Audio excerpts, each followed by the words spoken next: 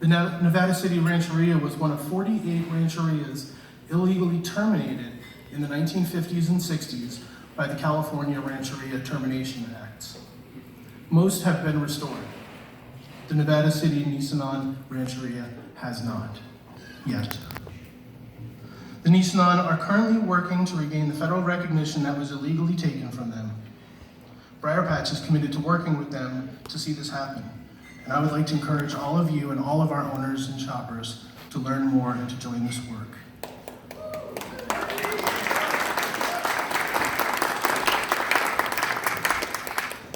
And as a start, I would like to invite and welcome Shelley Covert to join me on stage as a representative of the Nisenan.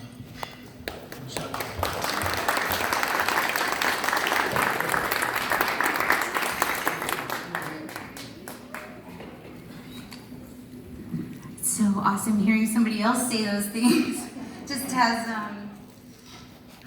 it gets in my heart to hear someone else say it, because I wrote a lot of this stuff.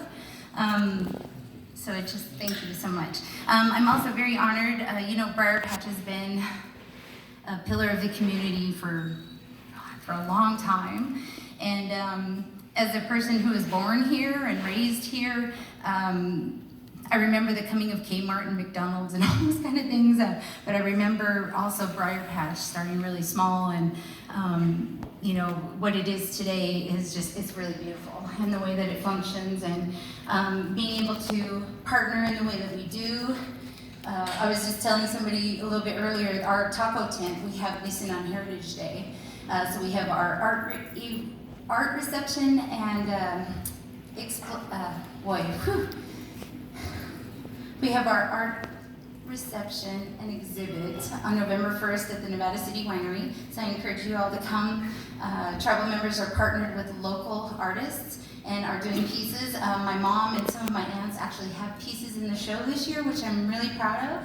And on November 2nd up at Sierra College, right across from BriarPatch, we have Nisenan Heritage Day, where we have panels, presentations. This year we're going to have a film about M. Scott Momaday and his life. We're partnering with Nevada City Film Festival and the Nevada County Arts Council, of which I sit on the board of the Nevada County Arts Council.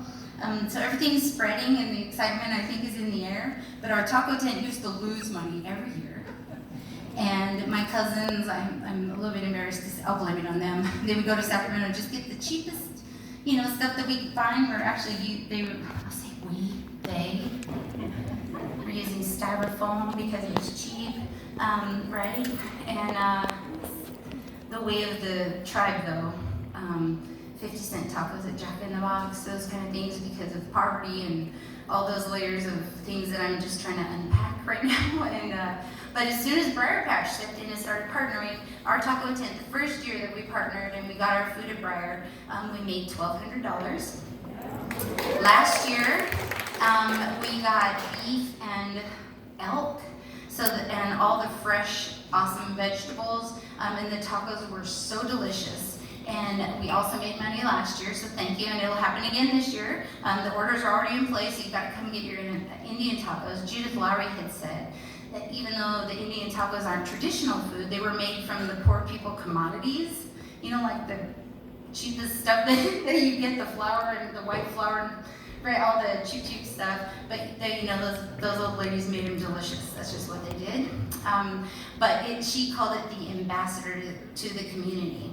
And I do feel it's an ambassador to the community when we're using recyclable materials and compostable bowls and those kind of things is really important, of course, to the environment.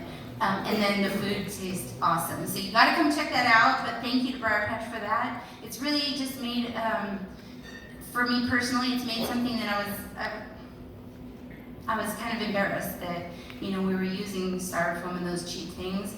And now I can feel more proud about that. And so what I'd like to do, I don't want to take up too much time, but I would like to share a song in the Nisenan language. I think it's super important because they said not only were our people here extinct, but the language was extinct. And we've actually had that reclassified to a sleeping language. And every time I sing the language and people hear it, you guys can all now become, witnesses and testify that you know, you heard the language from a living New Zealand person.